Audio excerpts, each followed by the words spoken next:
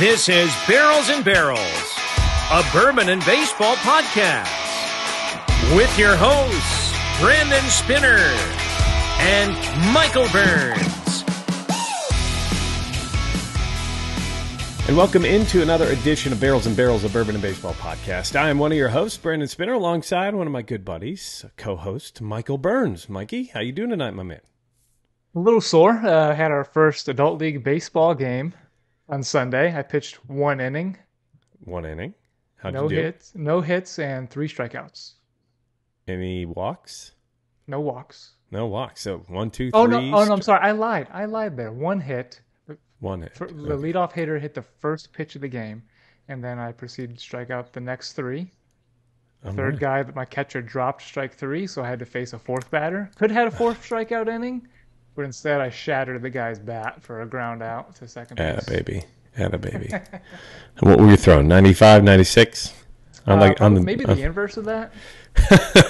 69? Nice. Nice. So welcome into episode 28. You missed us last week. We did have an episode with again, talking with the college kids from the PhillyGodfather.com. But we didn't have a full episode because, Michael, you were on location. Can you tell our friends and listeners and our families where you were at? I was on another work trip up to Boston. And I can do a great Boston accent when I'm in that vicinity, but when I'm down back in Alabama, that's all I can do is an Alabama accent. But I got to go up to Boston for work this time, though. I made it to Fenway. You did. And, caught a game. It was against the Cincinnati Reds. It seems to be the only team either of us can see play this year. It was a great game. I took the train into Boston. Mm-hmm. As I got on the train, I realized I didn't have my Barrels and Barrels hat on. I was pissed. It's a rookie move. Got onto the subway, and I was going to get there like an hour early. I got on the subway, and the subway went down about halfway to Fenway. It was awful. We sat and didn't move for 20 minutes. That's terrible. So I finally got there, got in, got some food and a beer, and then the Reds went up 8-3. Oh, that was that game. Yes. Wasn't it? Yeah. So it comes the 9th inning. I'm like, bro, it's 8-3. Let's catch the train and subway before the crowd hits. So he's like, all right. He didn't want to leave, but I was like, dude, come on, let's go. So we get on the subway, and we're watching. We're like, oh my gosh, it's 9-5. Oh my gosh, 9-6. And everyone on the subway is like, oh, we left early. But thankfully we left early. Because had we not left early, we would have missed the last train of the night. Oh, back to our hotel. So thankfully the Red Sox didn't come back on the sub. It would have been a fun inning to watch. Yeah. But we caught the last train and didn't have to spend $80 on an Uber instead. Well, what did you think of Fenway? I haven't been. I've been to Fenway. I went in 2017 and did the Fenway tour. And to sit on top of the monster would be awesome seats. Awesome, yeah. They're about, I think, $400. We're going to have to reach out to our buddy Keith, who lives in Boston, who is also on Instagram at New England Whiskey. Keith, I know you're a listener. Hook us up, man. I don't think you've got any hookups, but hook us up. Monster tickets. Monster. Put on the Monster. Front row Monster. I want to be able to lean over and have a scare, that fear of heights a little bit. Yeah, I was going to say, I don't know if I could do that. That's a long fall. No, it hasn't happened yet, but at some point, hopefully not. Well, next time they're playing the Reds, we'll go. Yes. That's in 2 years. That'll be in 2 years. We'll have to do it. So again, welcome into Barrels and Barrels, a Bourbon and Baseball podcast. This is episode 28. And as we've started the last couple episodes, we'll start with who is the best player to wear 28 in MLB history. I know you normally don't look this up ahead of time, Michael. So did you do some research on this one? I did not. I can't believe it. I think there's 3 players, and I think there's really only one that you can discuss as the best because one of them just retired and the other one's still playing, but the guy who deserves it, I think, is a slam dunk in my mind. I'm thinking Bert Levin. He's got the greatest Bert WAR. by Levin. Bert by, I don't even know who that guy is. Oh, he's a pitcher for the Twins. He's the color analyst for the Twins. Burt Blyleven. I think he was a pitcher for the Twins for like 18 years. That last name is a mouthful. Wait, so in the 70s and 80s, man, he pitched for a long time. 19 years? A 95.5 WAR, 287 and 250, a 331 ERA, and 3,701 strikeouts. He is from the Netherlands. I didn't know that. Burt was a pitcher for the Twins, the Texas Rangers, the Pirates, the Indians at that point in time, back to the Twins, and then finished his career as a California Angel at the time. Now they're the Los Angeles Angels of Anaheim. He never won a Cy Young, but he should have in 1973. He had a 2.32 FIP. He had 9 shutouts. Not just complete games. He had 25 complete games. He had 9 complete game shutouts in 1973. The other names on the list for me would be Buster Posey and Nolan Arenado. But yeah, Nolan Arenado popped out to me. Yeah, Nolan's only been in the league for like 10 years, so he does not get near Blyleven's 18. Now, at the end of his career, that may be a discussion, but I think right now Blyleven is your best 28. What do you think? Yeah, it's hard to argue that that giant WAR, 19 years wearing the number. No one else besides one other guy with half the WAR comes close. Yeah, and he wore 22 while in Pittsburgh, it looked like, as well as for a year in Cleveland. So a majority of his career is the number 28, 94.5 WAR. So this is going to Burt Blyleven, pitcher who was a right-handed pitcher majority of his career for the Twins, and he's the color analyst for the Twins broadcast. He's really good. He's a really good listen. So if you ever catch a Twins game, him and Dick Bremer, pretty good booth up there. How old's that guy now? 72. Pitched in the 70s? Oh, yeah, he's getting up there. Born in 1951, April 6th. So he just turned 72 about 2 months ago. Grandpa Burt. Grandpa Burt. So thank you for joining in. If you made it this far into episode 28, we're 7 minutes in. This is where we start to do a little bit of our promotion. Hey, find us on YouTube. We've been putting out a lot of content on YouTube. Since our last episode, we had 175 subscribers. Then, Michael, we're up to 221. So nearly 50. Woot, woot. And I remember talking about getting to 100, baby, like 2 months ago. Right. Let's go. Yeah.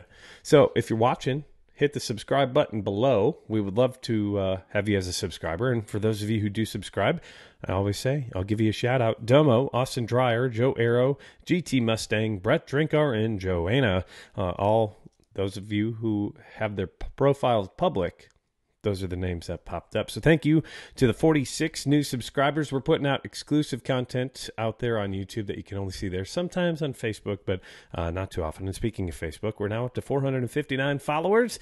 That's up from 400 a couple of weeks ago. So go follow us on Facebook at Barrels and Barrels Pod. That's where you can also find us on Instagram. And we are on Twitter as well at Barrels and Barrels. Again, the letter N in between all of that for Barrels and Barrels.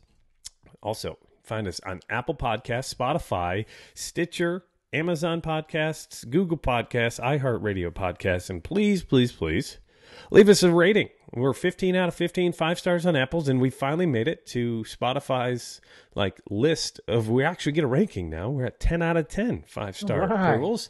So thank you to all of you. And if you're new, we'd love to get your ranking, your review. Let us know what you think. If you don't like us, if you do like us, tell us what you love. Tell us what you wish we could do better. Tell us what your favorite part of the show was, whatever it is. We'd love to have a review from you, and we'll share it. We'll read it out loud. We've done it before. Joseph Campbell left one that had us laughing our heinies off. Did I just say heinies? You sure did. I'm trying to be this PG. I don't want to put the explicit in the title of the show. We can start bleeping them out. We could do that. It's just bleep out random words. Yeah. Not even like dirty words. Just bleep out a random word here or there and make people think that we said something nasty. Like heiny. You should probably bleep out heiny. Well, now you're the one who's saying heiny, Michael. So you should bleep it out for both of our sakes. Okay. Well, bleeping out, we'll have to figure that out. But we're going to figure out what we think about this week's whiskey. We are going with one that's not distributed to too many people. I know it's getting wider and wider when it comes to its availability, but we're going with Journeyman Distillery's Corsets, Whips, and Whiskey. This is from Journeyman Distillery Sounds like a out of Western. Three Oaks, Michigan. Yes. So the reason, the bottle itself, there's a lady in a corset with a whip, kind of sexual. But the reason it gets that name is because the distillery is located in an 1800s corset and buggy whip factory. That's what they turned the distillery, turned that into the distillery. So that is what this is named after. Very high praise out of this. I got this bottle from Amanda, Whiskey and Wander on Instagram, if you want to go check her out. I know she's not listening, but I'm going to tag her in this anyways. She doesn't listen, even though she does support our podcast. She just doesn't listen. But she got this. It's about $59.99 for a MSRP. You can find it ranging from anywhere from $50 to $65 online. Comes in at 117 proof. But Michael, do you know what the mash bill is on this puppy? What state? Michigan. Are they? They're in Michigan. Mm-hmm. It's gonna be higher rye. I'm gonna guess, just because it's in the north. If they're aging it in the north, it's no rye. Oh boy. So this is 100% wheat whiskey. Oh boy. So this is not a bourbon. This is a whiskey because there's no corn in it, and it's 100%. So it's 000 100 when it comes to the mash bill. Again, 117 proof. So this is cask strength. And this is batch 57, bottle 1400 that we're trying. Again, 0% rye, 0% corn, 0% barley, 100% wheat. This has won a lot of awards recently. It just won the Ascot Award for the best wheated whiskey. Best in Show Whiskey of the Year in 2022 Ascot Awards, 2022 Best Wheat Whiskey Ascot Awards, as well as 2023 Gold Medal American Distilling Institute. So a lot out there. This was Fred Minnick's number 4 American whiskey. I don't know what year, it doesn't say, but the Ascot Awards are also, I think, Minnick's Awards. So very high praise for this. It's, again, 100% organic wheat. It's supposed to be reminiscent of an Irish whiskey. And if you haven't checked out Journeyman Distillery, it's pretty cool. They've got a couple different campuses. I think they just built one where I went to college at Valpo for like a tasting room or something like that. But my mom was the first person who ever let me know about Journeyman. She does a retreat she owns a hair salon, and she takes her staff one weekend a year to go do like some team building and go do. You all right? Yeah, I just also felt like a mini headache there for a second. Oh. Did you see it hit me? Oh, yeah. You looked like you got punched in the face, but there was no one punching you. So she took her staff there. She took her staff there. They have a loft that you can rent, like an Airbnb style, 18 guest house. Like it sleeps 18 people. Pretty cool, but I haven't had their whiskey other than this, which, as you can see, I'm just cracking it open. I sent you the sample. I'm trying this for the first time. So there we go. We'll see what it's like. But I'm excited. Yeah, I pretty like cool. I like wheated bourbon, Maker's Mark and such. So I'm 100% wheat is what you say, huh? Yes, sir. 100% wheat. So right off the bat, what do you get on the nose? Right off the nose, you scared me when you said it's reminiscent of an Irish whiskey. That's right when you felt like you got punched in the face? Yeah, that's when I sniffed it and was thinking Irish, trying to pull Irish whiskey notes out of it. That scared me. But I don't get that. I guess I'm not. I usually, we sniff it and we smell corn. Yeah. So this is not going to get any of that. No. So this is. I think I get a little bit of a light caramel out of it on the nose, strong. Trying to decide what that finish smell is. It smells oily. I've got like an earthy citrus, flowery to me. I definitely get that citrus. My nose is a little messed up. I've been dealing with allergies. I did it again, dude. When I do that right nostril, it hits me on the you right get like side. a right sinus? Yes. Maybe you got a weed allergy. I actually, like when we started the podcast, I was scared that I was having like a gluten allergy all of a sudden grow. Oh boy. I was like, So I was like, can you drink bourbon and have a gluten allergy? Yes, yes, I think you can. Oh, you can? All the gluten in the distilling process removes it. So if you are gluten free, you can drink bourbon or whiskey. So I was like, oh, cheers! It has a distinct like smell to it, but I can't put my finger on what it is. Right. Like it reminds me of It's so something. different. It's so different of being all strong wheat. Like I'm staring at the Maker's Mark, expecting it to smell like Maker's, Mm-hmm. and it's almost got like a grainy smell. A little bit. Like I think I picture a farm crop field when I'm sniffing this thing, which you should for everything. Almost like a tea leaf, maybe. Can you picture that? It's got, I don't know, maybe Like I wouldn't like say tea, but it's tea. earthy to me. Yeah. Yeah, black tea is what that note I'm getting. I'm gonna go in. It hits. I mean, it's 117, so it drinks like a 117er, but it's not awful. Like right up, like I don't feel like I got punched. No, that's pretty good. That was tasty. I So can't tell you what the notes are. I was just trying to judge it off the taste, but I wrote down toffee. Like that was the first thing that popped in my head. I could see toffee. It's sweet. It's Mm-hmm. not overly sweet though, and that's what I like. Yeah. It's on the sweeter side. It's not overpowering and not syrupy tasting. No, I wouldn't say that. It's not too oily either. It's got good viscosity, I think. Like, it coats your mouth. It's not terribly overpowering. Sometimes I get more of it on the tip of the tongue. Sometimes it's more the back of the tongue. This one, it's very well-rounded all around. The volume of it's pretty good. The oak is good. Mm-hmm. You can get some oak out of it. Definitely got some of the barrel. I get a little bit of vanilla, not strong vanilla, but a little bit of vanilla. I don't get that black tea that I smell. It definitely smells and tastes different. Are you getting any citrus on the palate? A little, but not as much as I got on the nose. The Right. nose and the palate seem like a Y, like a fork in the road, right? One is one direction, one's the other, but they come to meet right in the middle. I think it's very well rounded, very delicious. It is very delicious. I feel after I haven't taken a sip in a while, and I feel like I'm hitting a dead end that it's not changing in my mouth anymore. It's almost hit like that, like it's flattened out all of a sudden Mm-hmm. on the tip of my tongue, like dried out. It's what's happened. A little bit.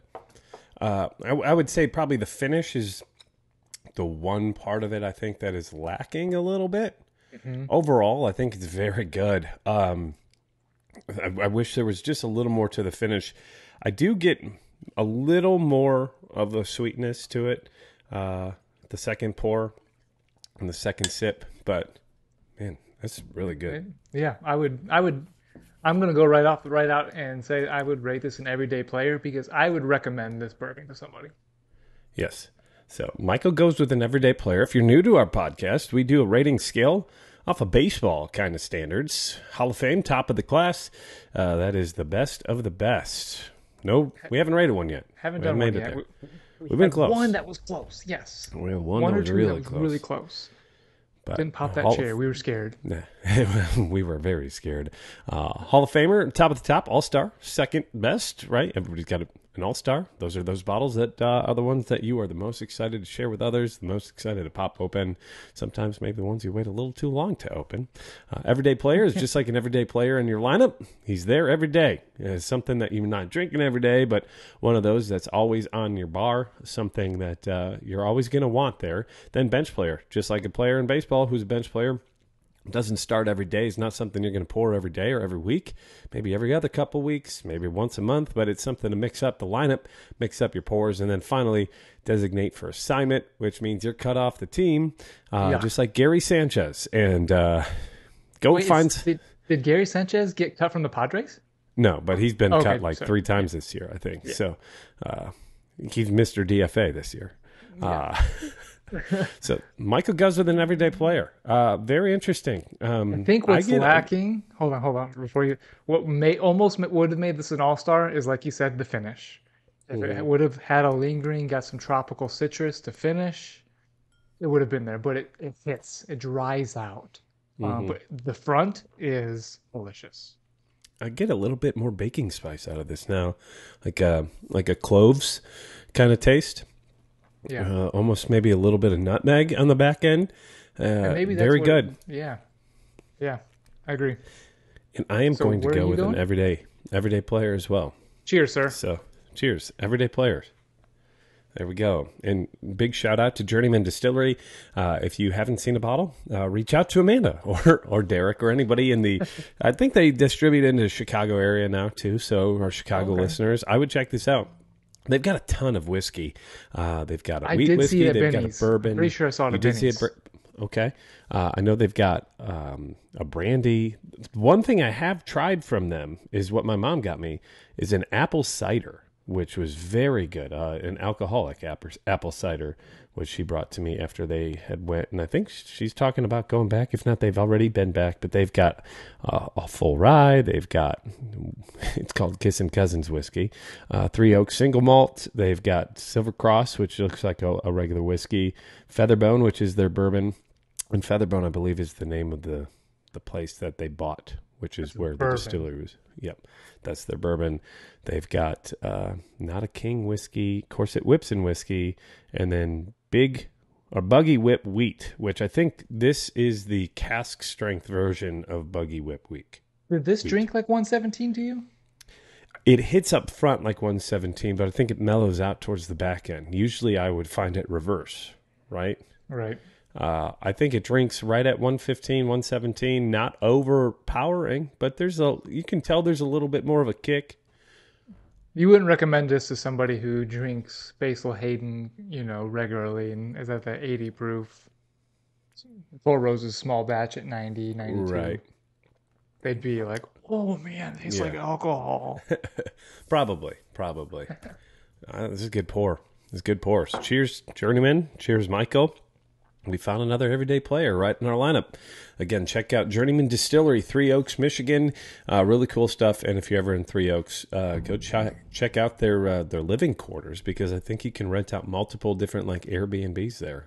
Ooh. Can you imagine like having a weekend trip to a distillery and you're staying in the distillery? That could be troublesome. Not bad. Yeah, it could be troublesome. Could be very fun though. Very fun and very trouble. Speaking you can of do trouble, both of those in the same time. You can do both of those at the same time. You could. Yes. Speaking of trouble, Luis Arias has been trouble for pitchers the last couple of months and really last couple of seasons. He's coming into today batting .401, Michael, and he's now a member of the Marlins. Who holds the Marlins single season batting average title? Who has the highest batting average ever in a single season for the Miami Marlins, formerly the Florida Marlins, formerly sell everybody and then I rebuild should again. be able to get this because they are not an old team. They're 1997? 94. Yeah. I just got to go with the man who started there, Miguel Cabrera. So Miguel Cabrera is your guess. Yes, that's correct. Is that your final answer? That is my final answer. That is incorrect. Hanley Ramirez. Oh. Which I totally forgot about. Yeah. He was such a stud. He was number one prospect, and he just kind of, after his time in Miami, it just kind of went away. He played with Boston for a while, and I think he won a World Series with the Red Sox, but he hit .342 in 2009, and that wasn't even the best batting average in the league that year. .342. Oh, the game has changed. Yeah. Yep. So 2009, I know that Ichiro was above him.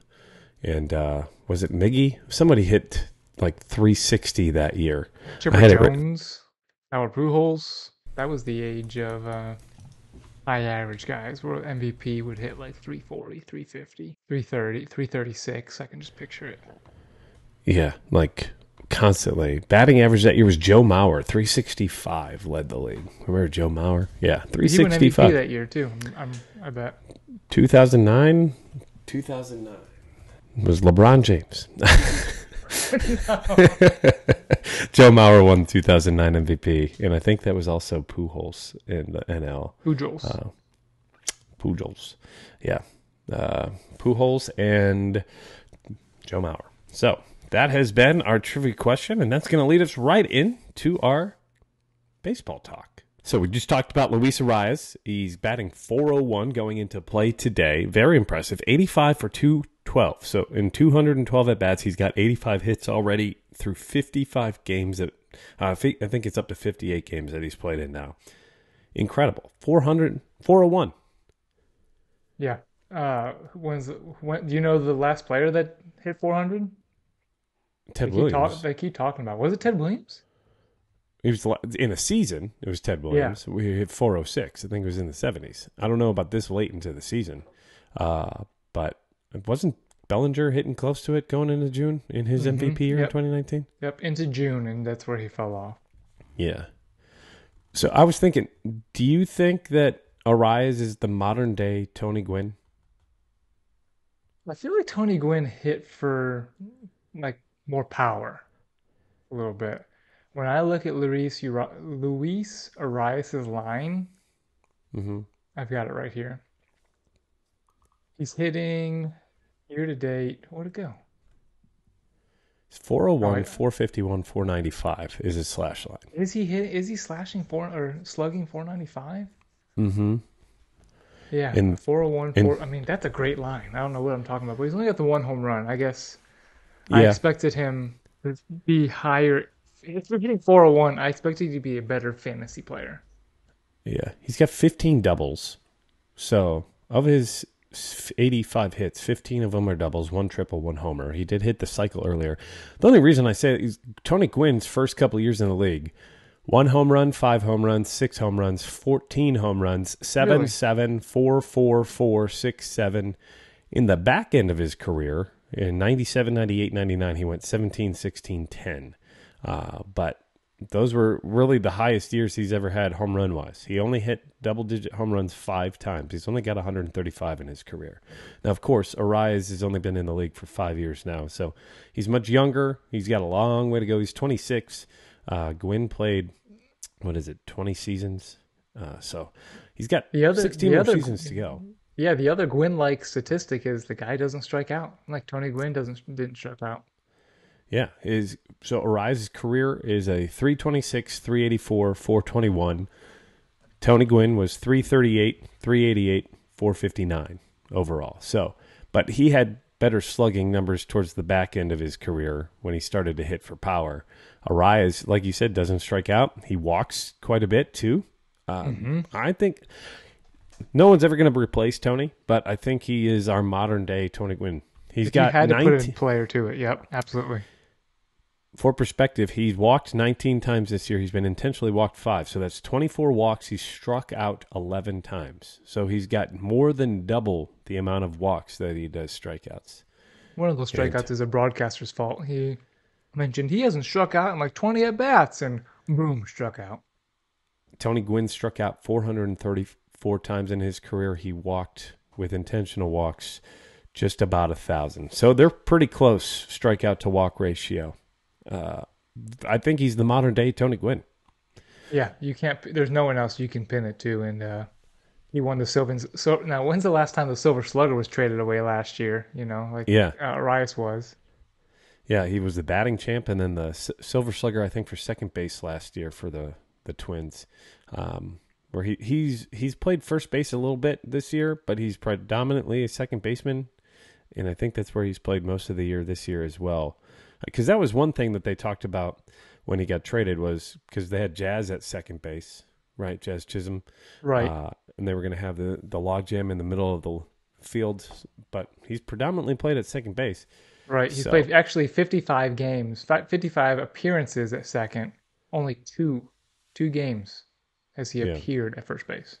Yeah, only 14 innings at first base, and I think he's DH'd a little bit. He's got time at shortstop and at third base in the majors, even left field, but I expect more of the just second base. He's a great player to have. He's just not a power hitter, but that 401 so far. You can't complain. Nope, can't complain at all. That's not short sample, folks. That's full season.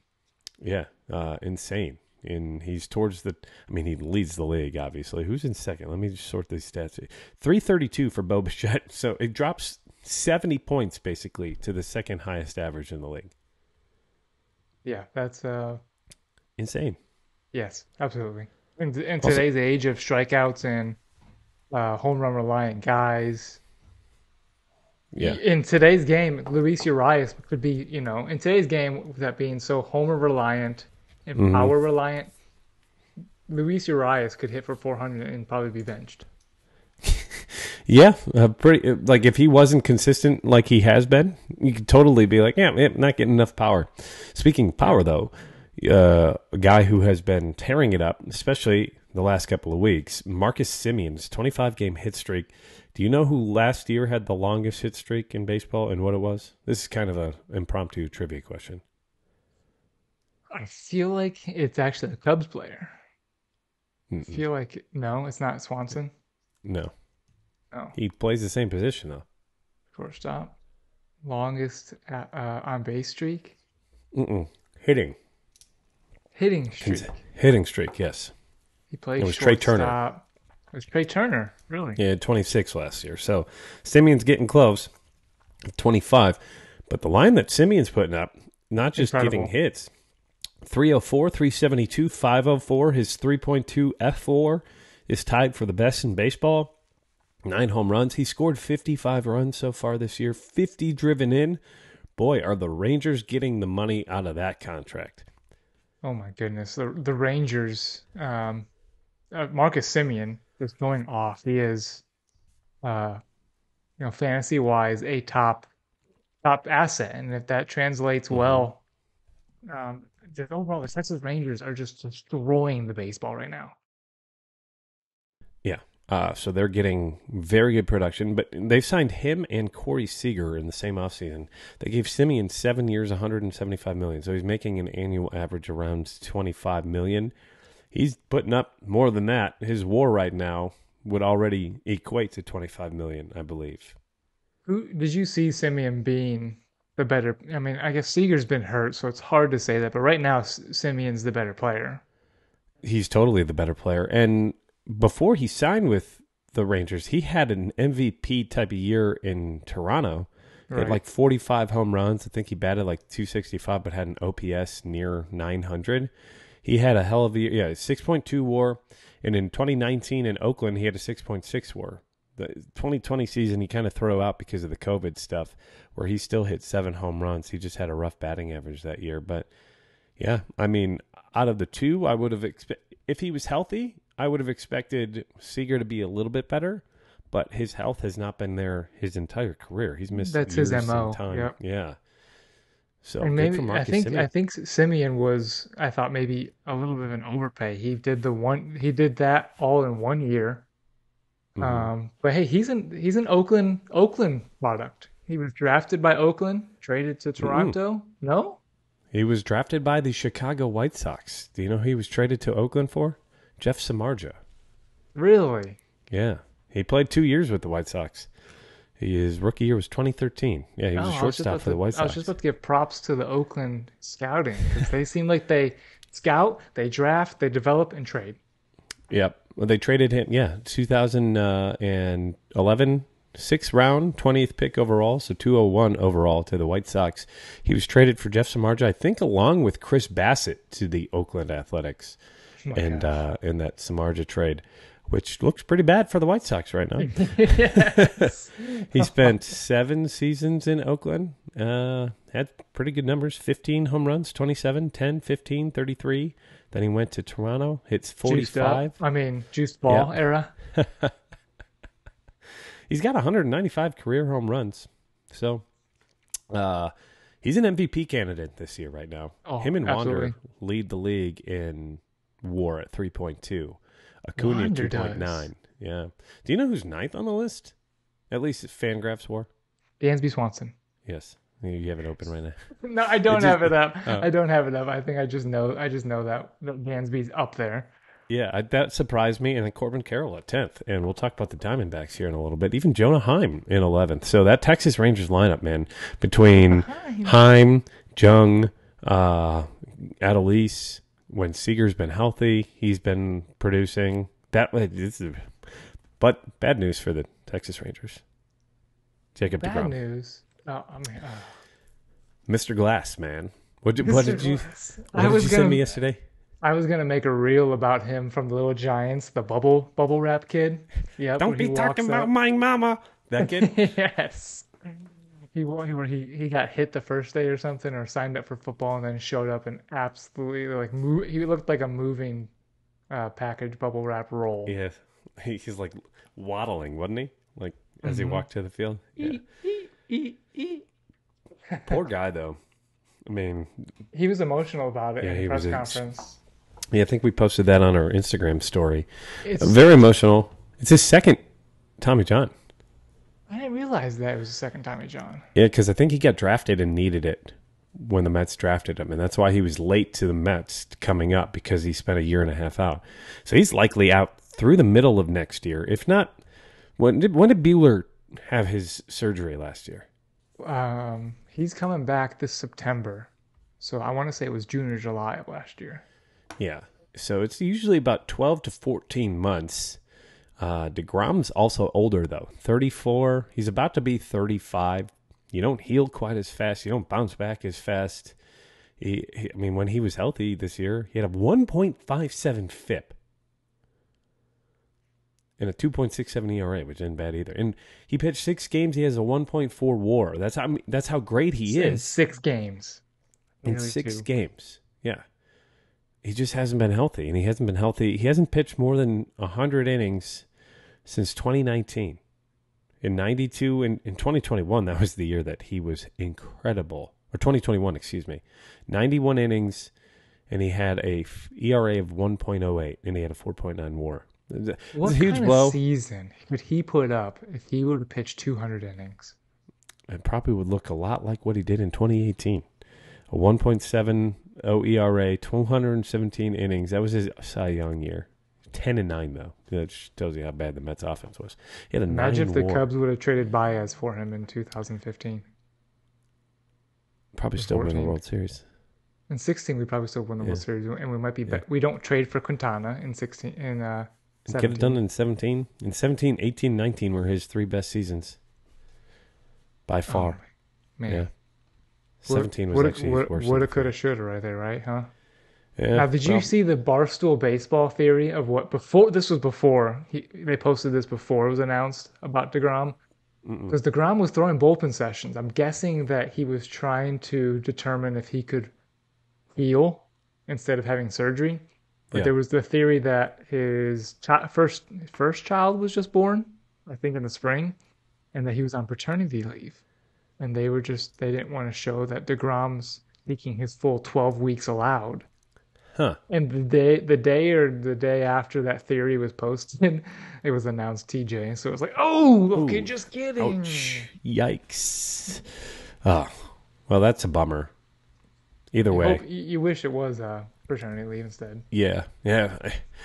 Now, I've seen a couple people say, do you think he's better off going the John Smoltz route when he comes back? Just be a closer.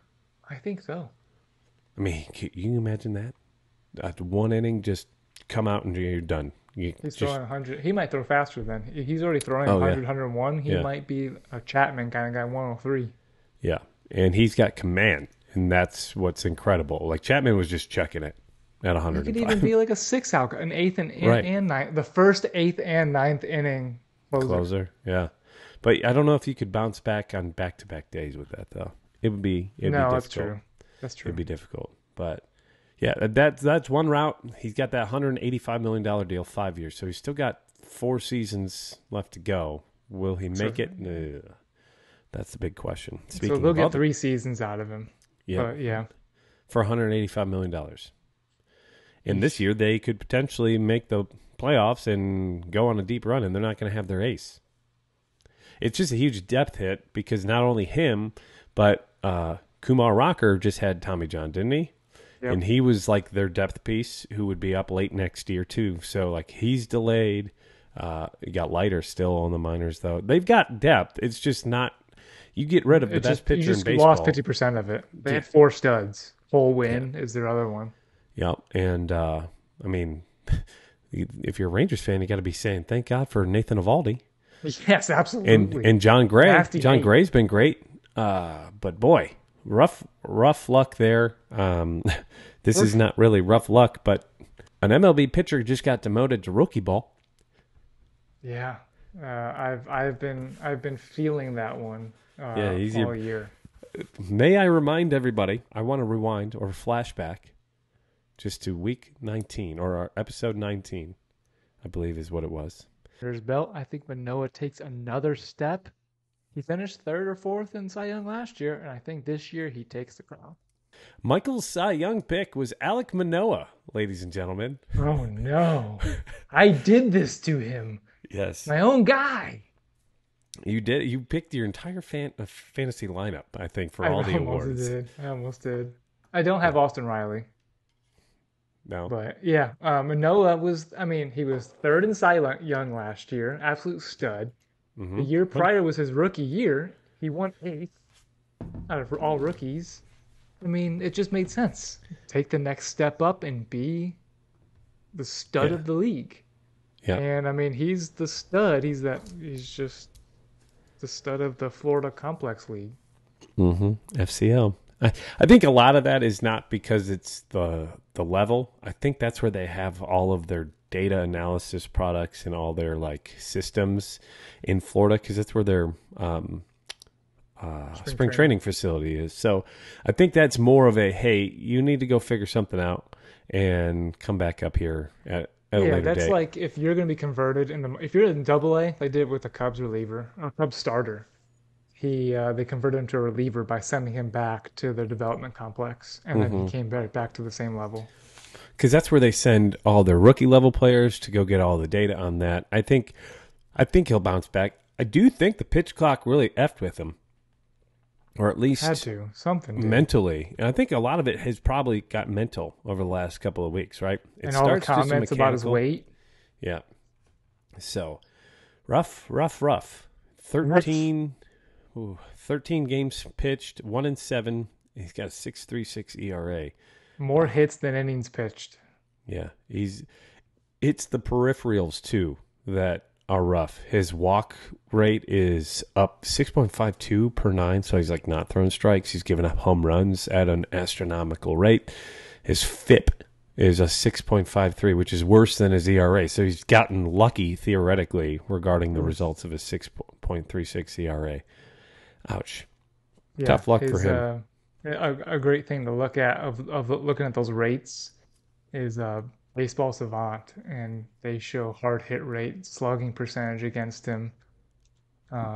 His barrel rate is down to 33%.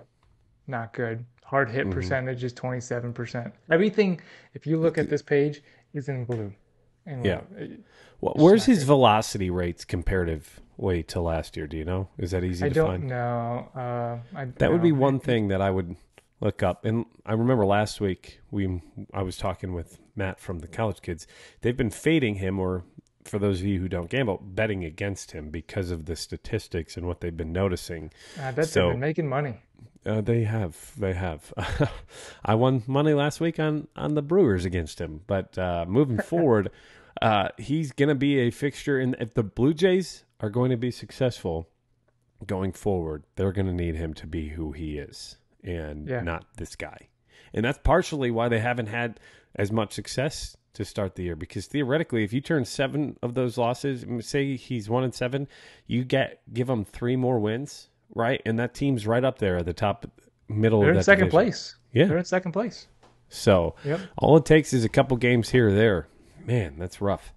Oof. Rough. Yes. It's not so rough. It's prospect season, buddy. We're now to the point where teams are calling up their best players, their best prospects. I was extremely happy to be invited last night to go see Elly's first game. For those of you listening in who don't know who I'm talking about, Elly De La Cruz, who... Monster. I'm telling you, man. I've been impressed by 1 or 2 players just by looking at them in a personal setting. Luis Robert was one of them. The other one is Elly De La Cruz. Elly makes everybody on that field look like a child. Did I send you the picture of him standing next to Matt McClain? You sent me the picture of them at the national anthem. Yeah. Over like 4 guys. Matt McLean is theoretically 5'11".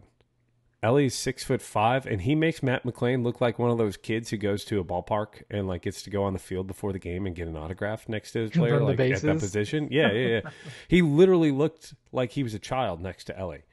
But Elly De La Cruz, he's the 4th overall MLB prospect. Some have rated him as the top 2. Some had him as the best prospect, depending on service time and all of that. But what an impressive talent, man! And I get to see him. You got to saw him live. Yeah, I get to see him in person, see his MLB debut. The guys at work who cover him for sports have talked about him since spring training because they saw him in spring training. And I've already heard the lore. Go ahead. Yeah, typically in fantasy baseball, prospects are owned by a percent amount of teams, like 20, 30, 40. 40% if you're really good. This guy, before he was even called up, was 80% owned. Everyone knew the hype train was coming and wanted a piece of it. So think of O'Neal Cruz, just better, I think. That's when the hairstyle, I think, helps that. Yeah. He plays shortstop as well. You sent that video of and posted that video of his double. Not only was the exit velocity impressive, that dude was moving. Dude, he is so fast. It's so hard to describe how impressive of an athlete this guy is. His double yesterday, which is first career hit, and you can find that on our YouTube page, 112 miles per hour off the bat. That's the hardest hit ball by a Reds player all year. Reds player? By a Reds player the whole year. That's the hardest hit ball by a Reds player. He got to from home to second base, I think with a top speed of like 30.4 miles per hour or something. 30? Yeah, dude. 30. Maybe I'm reading the metrics wrong and messing up the metrics, but... I mean, 25 is humanly possible, so 30, yeah, I mean... Dude, I swear he took 3 steps and he was standing on second base. And he tried for a triple. Calipers, he was thinking... Yeah, his brake calipers were red hot when he threw on those brakes when he was after second base. And he's got a cannon. He's playing third base right now because the Reds actually have a log. I will give you this. The Reds lineup is sneaky good. Sneaky good. You get Joey Votto back. They're log jammed. If you get Joey Votto back, you've got a offense that can compete with anybody. Your question for the Reds is the pitching. And they're in third place right now, only like 4 games back in the division. It's a terrible division, but the atmosphere at Great American Ballpark last night was electric, and they shut down. Like, I don't know if you heard this, but Reds.com, the website crashed because the amount of people trying to buy tickets to the game yesterday. Oh, wow. So I do have a conspiracy theory about this. Yes. This weekend they're on the road. But I'm going to try to go see them again tonight. For those of you listening, this is Wednesday, June 7th that we're recording. I think this will drop on the 8th, depending on how fast I can edit and turn this. I'm going to try to do this as most unedited as possible. But it was electric. What I will say is I do want to throw some shade at ownership. So I don't think Elly needed to prove anything from the last 2 weeks. In the month of May, the dude struck out 25 times. He had 20 walks. Yeah, hard to... When you're a power hitter, you'll take that any day of the week. He should have been up a week ago. Here are his minor league numbers this year. 297, 398, 633. Yep. So his OPS is 1,031 in... What was it? 50 games in the minors? 38. That's for the whole year? For the whole year. 12 home runs, 38 runs, 11 stolen bases, a walk percentage of 14% in the minors. He struck out 27%, but I'll take 14 and 27 any day of the week if you're putting up those numbers. I don't think he needed to prove anything. So here's my thing. Ownership. Castellini's.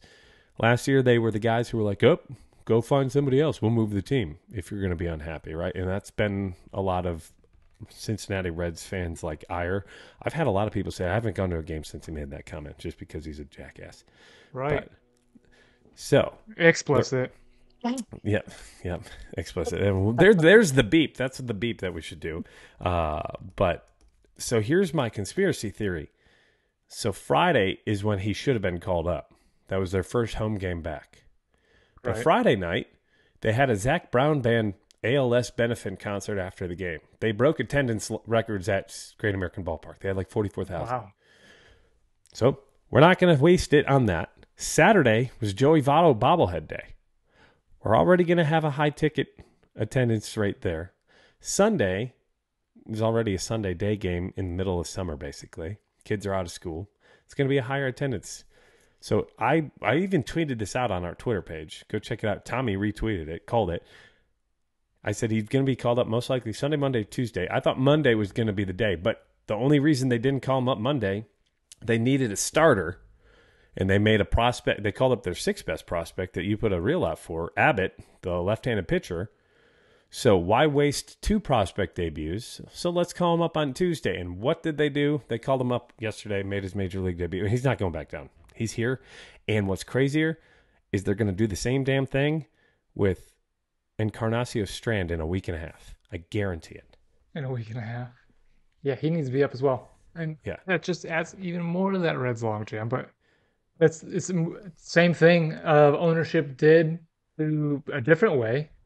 Jordan Walker, Mm-hmm. the number one overall prospect in baseball. He made the opening day roster for the Cardinals. Everyone, "Woo, all right, good job, Cardinals," showing that you guys are making the difference in bringing up your prospects that deserve to make it opening day.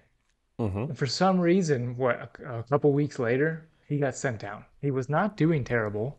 He did not deserve to be sent down. So he spent about a month in the minors. The day that the Cardinals now get an extra year of control, he's called up. He spent he spent over just a month in the minors and won't get the required 172 days on the MLB roster. Yep. It's not like he was tearing it up at AAA either, though. That's a crazy thing. He was only hitting 239 with 4 home runs and 27 hits. So, I mean, he's been struggling. They acted like, so did you hear why they sent him down was they wanted him to lift the ball more, is what they said. So they were trying to change the guy's swing who was hitting 280 in the majors. Yeah. Yeah, that's Cardinals. Yeah. Hey, I'm not complaining. I'm okay with it. I am not complaining. Boy. Yeah. Well, I do want to go back to the Reds a little bit, not to make this a Reds love fest, but so Christian Encarnacion Strand, so this lineup, they're playing Spencer Steer, who's also a rookie, who's having an incredible start to his career in left field. So they're going to have Votto. They have Jonathan India, who's an all-star, basically. Shortstop Matt McLain, who's a rookie, who had the walk-off hit. Last night's game was incredible. You're starting De La Cruz at third base. They've got this guy, Christian Encarnacion Strand, who in the minors, these are his numbers this year. 352, 408, 716. He's slugging 716. His OPS is over 1,100. It's 1.124. He's striking out 23% of the time. He's walking 8% of the time. He's got 15 home runs, 39 RBIs in 38 games. So he needs to be up too. But they're not going to call him up. His last 10 games, he's hitting 368, 510 on base, and 789 slugging percentage. His last 10 games. So what else do you have to prove? Right. Nothing. But the Reds, here, I'm pulling up their schedule right now. The Reds come back home, and they will be playing at home against the Rockies on June 19th. I am saying it here on our podcast. I'm writing it down. June 19th will be the day that Christian Encarnacion Strand makes his major league debut. If they were smart, they'd do it on this Friday versus the Cardinals because you do it on the road. That's what I thought you should do for a prospect like Elly. Take the pressure off him, get him used to the everyday grind of the major leagues, and then have him come home. But because the greediness of ownership, they're not going to call him up until they've got a chance to make money off of it. And if you look at what they've been doing, they're fighting for the division lead right now. So if you care about the game, they have uh, the best record in the NL Central for the month of May. Mm-hmm. They were over 500. By a game, but no, that only the Cardinals they were tied with the Cardinals for the record. But yeah, no, that's how bad the NL Central is. Mm-hmm. So the Reds it's theirs for the taking. So get your best players in the lineup. Yeah. You've got a chance to be a surprise team in the playoffs. And you need to have them up. I mean, Pitching's going to figure it out. Yeah, well, that's their biggest weakness right now, I think, is pitching. Is you've got Lodolo on the IL. You've got Hunter Green, who just got his first win of the season on, like, game number 11. Yeah. And Graham Ashcraft. You got a three-headed monster there, and you just called up Abbott. Who just came out, yep. And Luke Weaver pitched last night, who got shelled. But you've got the making. Their bullpen needs a little bit of work, I think. But that Reds team, I've seen them in person a lot because I've gone to the games. They're close. And if the Cubs and the Cardinals don't take it seriously, they're going to be in trouble in the next couple of years because that Reds team is coming. That Reds team is got a chance in the next couple of years to make waves. That's exciting. That's got to be exciting for you, who just moved there recently, to have a good team to go watch. Well, that was the crazy thing. Like, so I've never lived in a city where literally my neighbor called me yesterday at 5:45. The game was at 7:05. He called me. He goes, "Hey," I was like, "What's up?" He's like, "You want to go see the number one prospect in baseball go make his major league debut?" I was like, "Yes." We were like the 25th row behind the dugout. They were great seats. Go check out the videos on YouTube. We put them on. I think I put them on every social media page because I was just so excited. It was great. It was great content. Man, Elly skate around the bases and what I will say is Elly's first at bat. So you've got runners on first and third. You're down 3-0 at that point, I believe. It was 3-1 at that point. You're down 3-1. Your major league debut, you're batting fourth in the lineup. And I think this was only the fifth time since 1900 that a rookie that young was making his major league debut batting cleanup. Like the fifth time ever. And it was the first time in Reds history. He takes a walk. He was down 0-2 in the count. He worked a walk as a rookie. Like, what kind of professional at bat is that? Like, where to have the calm, cool, collected in your debut. Right. And he took a couple of tough pitches. Oh, a couple of them were not competitive pitches, but like to work yourself back from 0-2 where he hacked and he's got a mean swing. If he makes contact, that ball's gone. It's like 112 mile per hour. That was a frozen rope off the wall. And I think Hayward was in center field last night. He got the ball back quick. And Elly was debating going for third. Right. That's how fast he is. In your video, you can see the ball is floating. Looks like it's still rising as it's going across the outfield. Yeah, it was a solid rope. And I call it a laser beam. It was an absolute missile. So it's going to be fun. I'm going to try to catch him tonight. So go. If you haven't looked up Elly highlights, that's my call for those of you listening. I'm a Cubs fan, and I'm gushing over a Reds player. That just tells you how awesome of a guy this is going to be. He's got perennial all-star and MVP candidate written all over him if he can stay healthy. He's going to be exciting to watch. Good baseball that you want to put on your TV. If you need something to put on, that's what you want. Is Elly De La Cruz. So, Elly, part of the Reds who are jumping up my power rankings standings, but they're not in the top 10. Let's go right into our top 10 power rankings. Michael Burns, I'm pretty sure we're probably similar like we've been the last couple of weeks regarding power rankings. Looking at my list, I do have a couple of flip-flops and some changes from last week. We didn't have a podcast last week, but we did put it on social media. Who are we still holding the Rays in first place? I debated going Texas first, but I still kept Tampa in my first place. I did just do the same thing of debating Texas because they put 30 runs up in 3 games against the Seattle Mariners. 30 runs. Yep, and that's a pretty good pitching staff. Not pretty good. That's very good pitching staff. Very good. But the Rays still have enough of a lead record-wise that they stayed number 1. Yeah, I think it's the above 500 record for the Rays that's kind of why I kept them in first. There's something like 25-16 or something against players against teams with a 25 and 13. Yeah, 25-13 against teams that are 500 and better. That's a 600 winning percentage against the best teams in baseball, not just like the crummy teams. Remember earlier when we were making these rankings, we were like, well, they haven't really played anybody. Now they've played 38 games against teams, and they've proven it. 132 run differential. Texas, the only reason I was so close, they don't have the best record, but plus 155 run differential, the most runs in baseball. They're number 2, but I was close. I was this close to being the oddball and going and flip-flopping them. But a 4-game lead is hard to beat. Mm-hmm. For sure. Yep. For sure. Who's your third place team? Last week I had Baltimore. This week I have a different team. I got Atlanta jumping back up.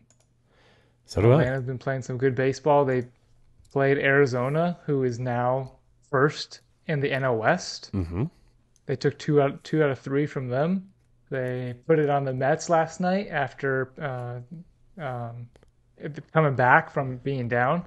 So I've got Atlanta jumping back up. I do too. I think we have the same top 5, man. In the same order. We do have the same top 5. Yes. So let's just list them off. I got Atlanta 3rd, Houston 4th, and who's in 5th? Baltimore. Baltimore fell a little bit. Yeah, Baltimore, my reasoning is they were 4-6 in the last 10 games. Their plus 29 run differential is not as good as the teams I have ahead of them. Houston's a plus 61 run differential. That's the 4th best in baseball. The Braves is the best in the NL, 3rd best in baseball. The Braves beat a very solid Arizona team. Houston continues to rack up wins. They're playing better. They're the reigning World Series champions. That's where they're in 4th. Baltimore still has the second best, or is it the second or third best record in baseball. It's just they haven't looked as impressive as of late. Right. I think they are the team that could fall off pretty quickly with a young team that they have. Yeah. They don't have overpowering pitching. Mm-mm. They've got a young team. Still waiting for Gunnar Henderson to come around. When he does, it's going to be fun. Yeah, I think the Orioles are the most in danger as we get deeper into the season. The season is long. Mm-hmm. To start falling off. Yep. My 6th team takes a 2-spot jump. I have Arizona Diamondbacks in 6th. They are the leader in the AL or the NL West. They're 17-15 versus teams above 500.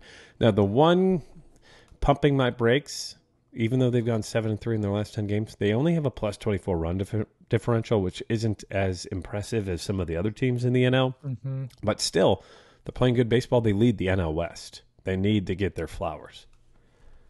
So I flip-flop I have them as 7th. And for the reason that they went 1-2 against Atlanta. If they could have took one more from Atlanta, I would have pushed them up to 6th, past my 6th team.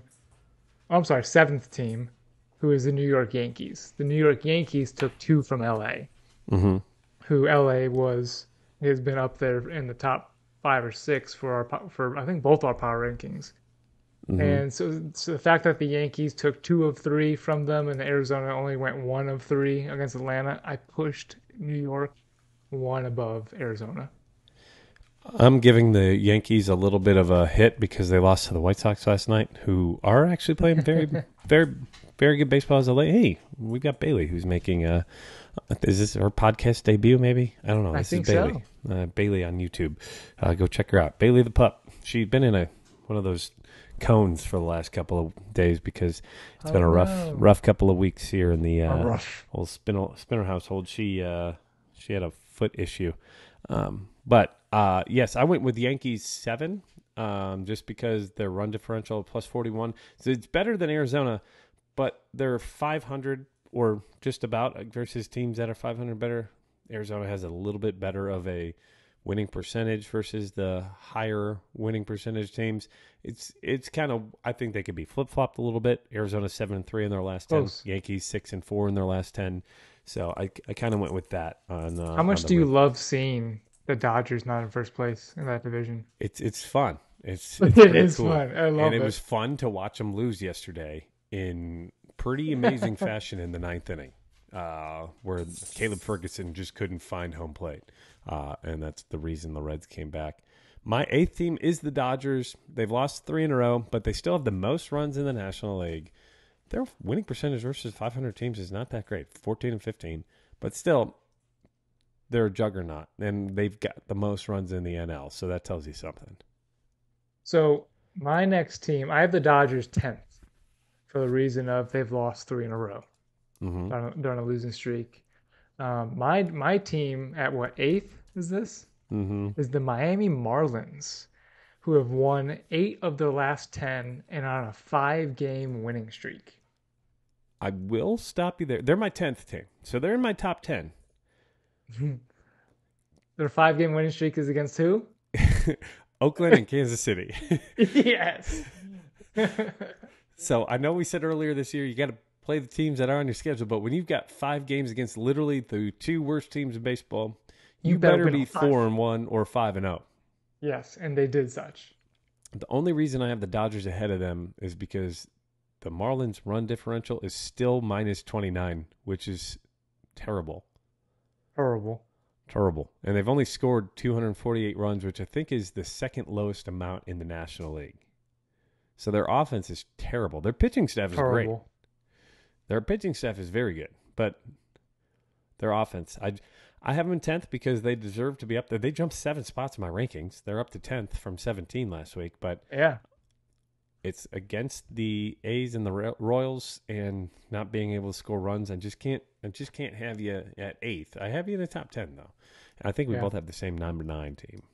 Right, and that is the Toronto Blue Jays, who swept the Mets last week and are currently 1-1 in their series against Houston. So they took 1 against Houston. Yeah, 34 and 28 coming into play today. So again, we're putting the caveat. This is for June 7th as of 2:30 in the afternoon Eastern Standard Time. Cheers. Yeah. So that's our top 10. Toronto, 34 and 28, and you're in 4th place in the division, 9.5 games back. That would be leading the AL Central by 2.5 games. That would be, it's still pretty far back in the AL West. Blue Jays are 5-1 in their 6 games in June.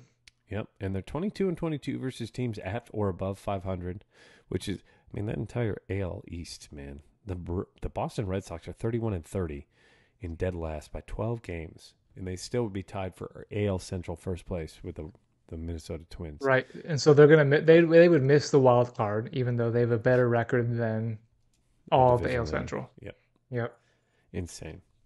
So hint, you could see as soon as baseball expands, they change to 2 leagues, I bet. Yeah, I remember you saying that a couple of weeks ago, saying we may be seeing it. Then that's what it was back in the day, right? The top team in each league was the one who made the playoffs and then ended up going to the World Series. But that's our power rankings. Real quick, we don't have to dive too much into it. What team that's not in first right now in their division do you think wins their division? Man, I saw this in the notes, and I think Tampa's going to win their division. I think Texas is going to finally dethrone Houston. I think they will. I think it's going to be a battle, but I think Texas will dethrone them. Atlanta's going to win their division. Milwaukee, if the Reds continue like they could win it, but this could be one that I could argue that the Reds aren't in first and they will win their division. But the strongest one that they're not in first, I think Cleveland will win the division over Minnesota. He could. Their offense has been trash. They need to come around. Minnesota's pitching is going to be the thing that keeps them in it. I think that's a good one. The Dodgers, I think, probably end up. My guarantee was probably the Houston Astros. I don't know how long Texas can keep this up. But with the plus 155 run differential, I don't know, man. You just continue to pummel and beat down teams, and you don't have to worry about pitching, especially with DeGrom out. Man, that's insane. 386 runs. I still need my bold prediction of the Dodgers missing the playoffs. That's what you're rooting for. Yes. But you thought the Padres were going to be the one to unseat them. I Boy, did they've think been disappointing. Yes, worst batting average in the majors. Worse than Oakland. Yes, and they're still a +9 run differential, but they've only scored 248 runs, which is tied for the Marlins for the second least in the NL. The only team in the actually in the NL that is the worst. They both have the worst. In the NL. Milwaukee's only scored 245. Oh, 245. Yep, there it is. And they're in first place. Yep. Yeah, and they're in first place with a -20 run differential. What is going on? Yeah, insane. But that has been it for episode 28 of Barrels and Barrels, a Bourbon and Baseball podcast. Thank you for joining in. If you're looking for more of us on social media, go check us out. YouTube, you're watching us here. Go follow us, subscribe to us. At Barrels and Barrels Pod, we're putting out more and more exclusive content that you can only see there. Pretty good stuff too, I think. So go check out those videos. Instagram at Barrels and Barrels Pod. That's where you can also find us on Facebook at Barrels and Barrels Pod. Twitter at Barrels and Barrels. And you can email us barrelsandbarrels@gmail.com. We just got more stickers. We've got t-shirts that we're selling as well. So if you want t-shirts, there you go. Michael's got his right there. I've got a couple t-shirts. Extras. If you really want a hat, we'll put you on a list for hats. We'll eventually put an order in for hats. Maybe hats, stickers, maybe some glassware down the pike. I don't know, something along those lines. If we get enough interest, we will do some glassware for y'all out there as well. Spotify, Apple, Stitcher, Amazon, Google, and iHeartRadio podcast. That's where you can find us. Please rate us, review us. Michael, where can we find you on social media? You go everywhere and just search for BNB_Burns. My face will pop up. Even on Facebook? Click that follow button. No, Facebook. Facebook on Michael Burns. Yeah, it'll be tough to find me. Yeah, it'd be tough to find. BNB_Burns on Instagram and Twitter. I am at whiskey_weather on Instagram. You can find me on Twitter, WXSpinner89. That has been it for episode 28, the Burt by. That has been it for episode 28. Wish you wouldn't hit me, Burt. Rubber ducky, you're the one. So the Burt Blyleven episode number 28. Yeah, thank you for listening as always. We'd love to hear what you think about this episode, and go give Journeyman Distillery, Corsets, whips, and whiskey a try. Tasty. Good stuff. Tasty. Full wheat, 100% wheat. Wheat. Michael Burns. How did it take that long to say that? Yeah. It's an hour and 17 minutes into the podcast, and it took us that long to go, wheat. Man, that's a demerit for both of us. Both of us. That's $1 to Kangaroo Court, so that takes me up to $5. Michael Burns, you owe $1 to our whiskey fund. All right. But stay tuned. We'll have more bourbon whiskey reviews, maybe just solo shows there. Bourbon 101. At some point, we're going to do that. And then we've got interviews down the pike. They're on their way. We're going to have some more chats with some cool distilleries and some cool people in the whiskey and baseball world. So keep looking for that. Thanks again for tuning in. This has been episode 28 of Barrels and Barrels of Bourbon and Baseball podcasts, where our high heat and high proof. Is it high proof or high heat? Do you remember what it is? High proof and high heat. That's right. Where our proof is high, but our heat is higher. No, I'm just adding to it now. Let's roll with it, baby. Yeah, let's roll with it. Michael Burns, do you have anything for our friends, family, viewers, listeners, friends, anybody just tuning in, passerbys? Bourbon and baseball, let's go.